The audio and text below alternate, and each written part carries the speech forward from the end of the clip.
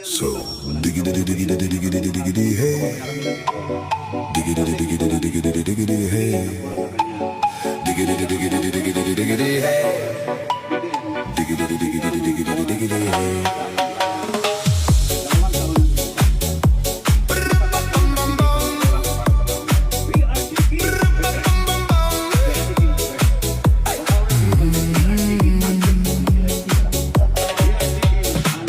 In this car, you don't exist.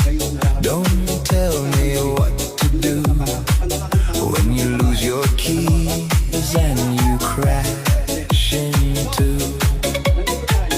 In this life, I don't exist. Don't tell me what to do. You look pretty young for someone with a PhD. Are you really my dad?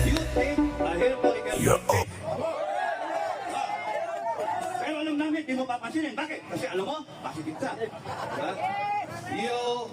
You take a hair follicle drug test. That's the grievance number 1. Yun ang gusto namin resulta. Number 2, ano ang ginawa ninyo sa pera ng taong bayan? Number 1, yung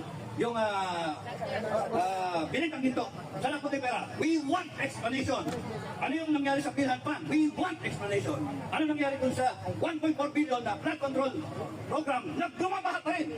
Tapos doon wala namang walang bakal. Yung simento. Tapos hinahanap niyo yung barko na tumama ko sa flood control project na yan, hinayupak na yan. Tapos doon, ano nangyari dun sa Philhealth, 89 billion? Ano nangyari? Hindi natin alam, no?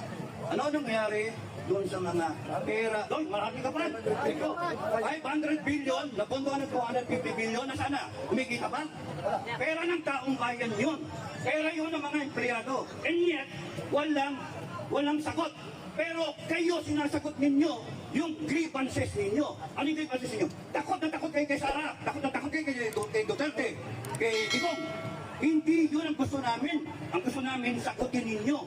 Please, sagutin ninyo. At kayong mga nakapaligid kay Marcos, kayong mga AFP at mga PNP. Pakiusap, huwag niyong aawayan yung AFP, PNP. Nasasaktan kami. Galing kami doon. May mga kasama kami ng ex-PNP. May kasama kaming mga ex-military. No? Hayaan nyo lang sila. Bakit? May trabaho silang ginagampanan, mas malaking problema nila. Kung hindi sila tutugon sa hinanaing ng taong bayan, tayo ang tutugon sa hinanaing natin. Tayo. Wala nang iba. Tayo. Tayo ang hihingi sa nagtulong sa sarili natin. Kung hindi sasagutin ng gobyerno ang problema ng taong bayan, tayo ang tutugon. Tayo ang sasagot. Why? Because we are above everyone.